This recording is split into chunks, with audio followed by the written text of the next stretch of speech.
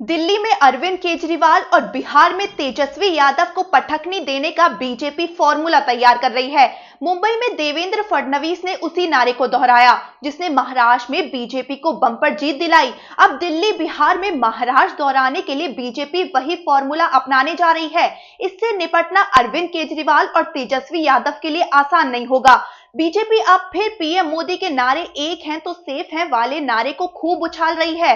महाराष्ट्र की राजनीति के जानकारों के मुताबिक प्रधानमंत्री मोदी के इस नारे से दो तरह से वोटर्स एकजुट हुए और बीजेपी के नेतृत्व में महायुति को बम्पर सफलता मिली।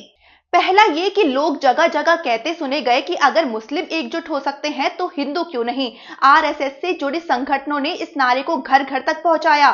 दूसरा ये कि इस नारे ने पिछले वर्गों को एकजुट कर दिया। कई वर्गों में बटी जातियां इकट्ठा हो गईं। उन्हें लगा कि अगर साथ नहीं रहे तो उनका आरक्षण छीन कर दूसरे को दे दिया जाएगा। इसने पिछड़े और दलित वर्गों को साथ लाने में मदद की। यहीं से पूरा खेल पलट गया। राजनीति के जानकारों के मुताबिक बिहार में जातीय राजनीति चरम पर होती है। बीजेपी जानती है कि अगर हिंदू वोटर जातियों में बटे तो उनके लिए मुश्किल हो सकती है। इसलिए पार्टी एक बार फिर इस नारे का इस्तेमाल करने की तैयारी में है।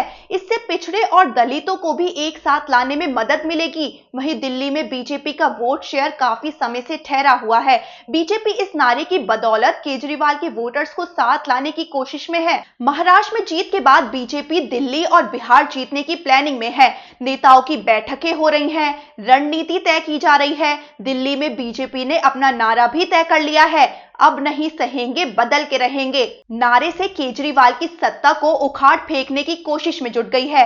लेकिन जिस फॉर्मूला के दम पर बीजेपी ने महाराष्ट्र फतह किया, अब उसी को दिल्ली में अरविंद केजरीवाल और बिहार में तेजस्वी यादव को पटखनी देने के लिए आजमाया जाएगा। मुंबई में देवेंद्र फडणवीस ने फिर वही नारा दोहराया और उसे जीत की असली वजह बताया। फडणवीस का कहना है कि लाडकी बहन योजना और पीएम मोदी का नारा एक है तो सेफ है ने चुनाव में जादू की तरह काम किया।